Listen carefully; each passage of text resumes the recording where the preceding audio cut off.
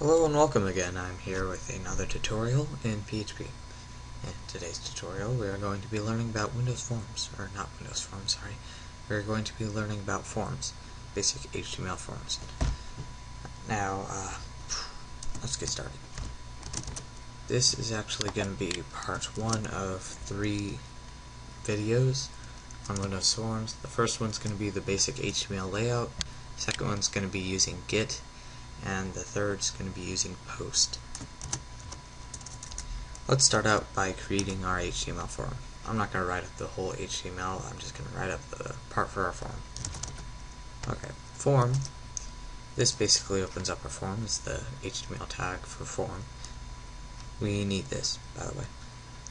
Action. This is where all of our variables are going to be sent. In this case, we are going to send it to forms.php, our same exact file. So we could just have it be forms.php, or yeah, we'll just do forms.php.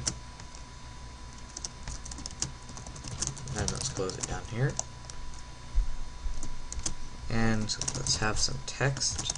Then input. Input is basically where whatever the user interface or uses. It could be a radio box, a drop-down box, a text box, anything like that. But in this case, we're using input type equals text, which is a text box.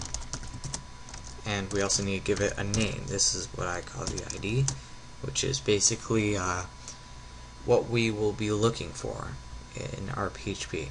It's like the variable name of it. Name will equal name.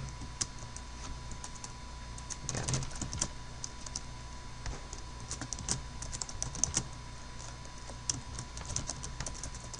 Then let's have a little submit button where input type equals submit. Submit enters the form and sends the variables to our forms.php. Now let's save this. F5. And we can see that we have a little form. It has name, we have a text box, and then we can press submit.